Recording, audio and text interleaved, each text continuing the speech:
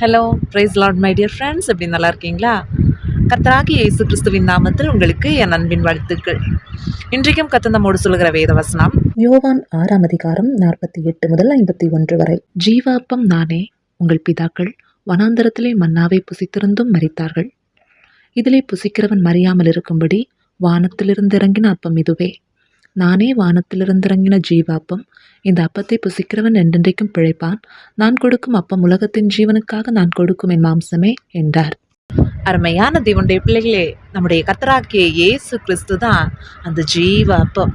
சரீரத்திற்கு எப்படி ஆகாரம் தேவைப்படுகிறதோ அதே போல நம்முடைய ஆத்துமாவின் ஆகாரம் ஆண்டோடைய வசனம்.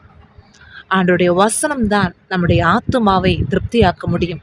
மனுஷன் உலகம் முழுவதையும் ஆதாயப்படுத்தினாலும் தன்னுடைய ஆத்துமாவை நஷ்டப்படுத்தினால் அவனுக்கு லாபம் என்ன?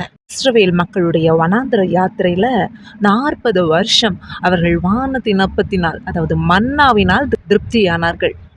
அதாவது அன்றன்றைக்கு தேவையான அப்பத்தை அன்றன்றைக்கு அவங்க கலெக்ட் பண்ணினாங்க.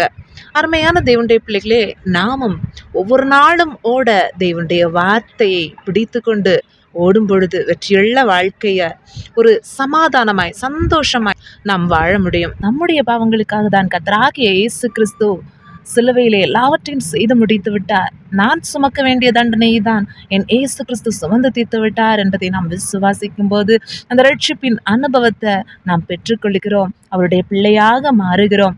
தெய்வ பிள்ளையே, இன்றைக்கு நீங்கள் சந்தோஷம் இல்லாமல் சமாதானம் இல்லாமல் வாழ்க்கையில் எதிரான சூழ்நிலைகள் மத்தியில் ஓடிக்கொண்டிருக்கிறீர்களா? உங்களுக்கு மெய்யான சமாதானத்தை ஏசப்பாவால் தர முடியும். கூடாத காரியம் ஒன்றுமே இல்லை. அவர் மெய்யான சமாதானத்தையும் சந்தோஷத்தையும் நமக்கு தந்து கூட இருந்து வழி நடத்துகிறவர், அற்புதங்களை செய்கிறவர். எனவே கர்த்தராகிய இயேசு கிறிஸ்துவை விசுவாசிப்போம், அற்புதங்களை பெற்றுக்கொள்வோம். பரிசுத்த ஆவியானவரே நம்மை தொடர்ந்து வழி நடத்துவாராக. கர்த்தர் தாமே இந்த வார்த்தைகள் மூலமாய் நம்மை ஆசீர்வதிப்பாராக. ஆமென். God bless you all. Bye bye.